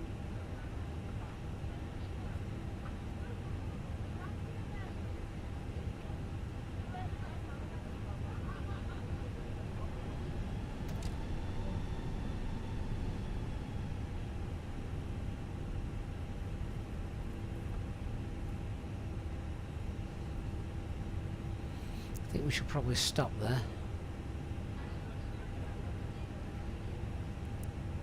Yeah, clearly the GSX profile just needs a bit of a help, but I think that's going to do. Oh, look at the windsock. That's why we had that nice headwind on departure.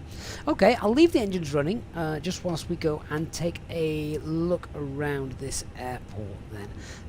But I must say, I thought the ground textures looked really nice coming through, and yeah, let's have a little look.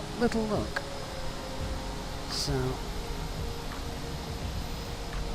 well, the first things I always do is check out the control towers. Not because I think it's particularly important, but I do think that if you happen to be a VATSIM controller, if you can get yourself in the control tower there, it'll be nice.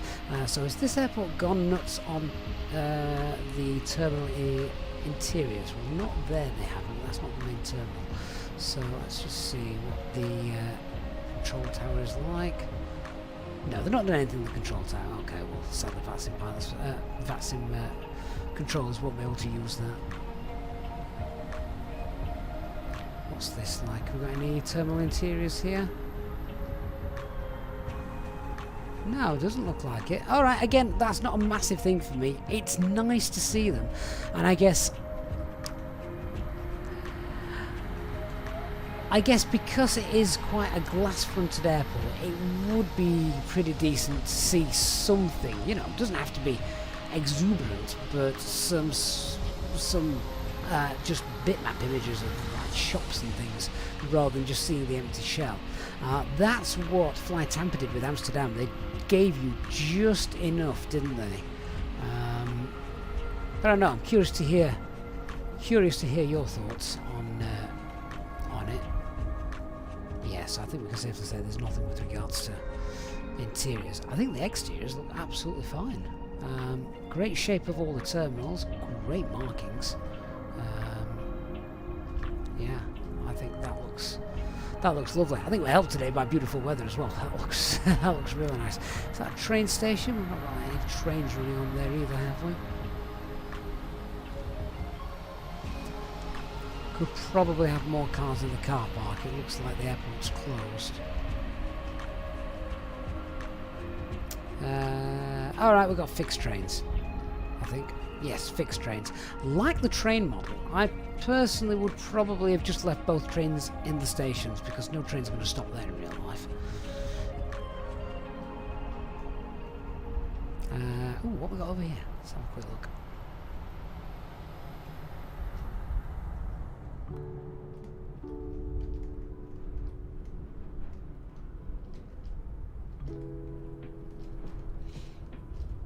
That's random.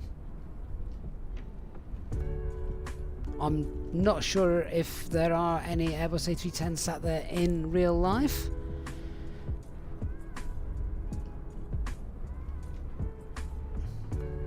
But yeah, that's a tad random.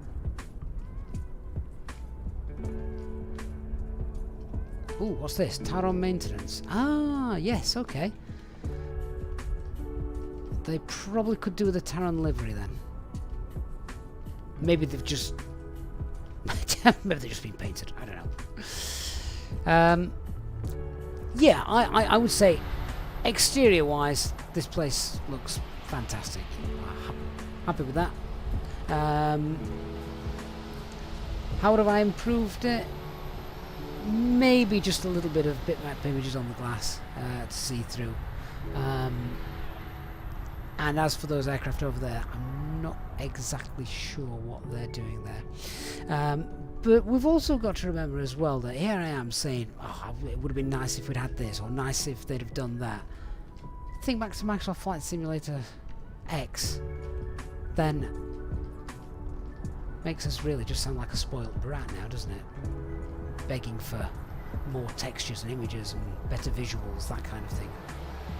I mean, it's not an expensive airport, is it? It's about £15, something like that.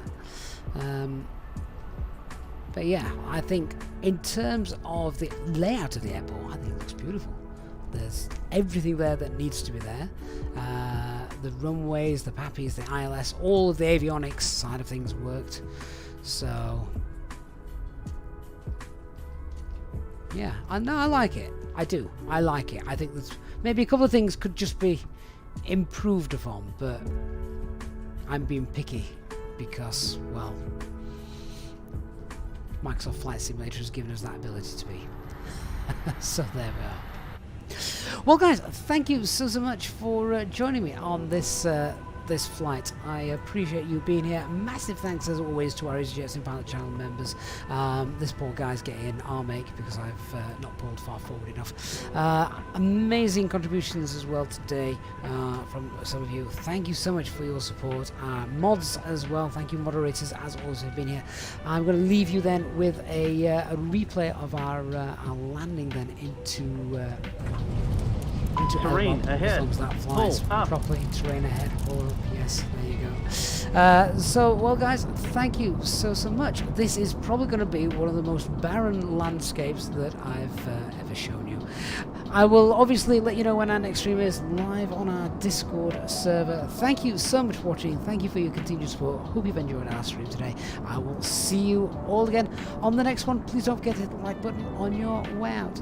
Thanks, everyone. See you soon. Bye-bye.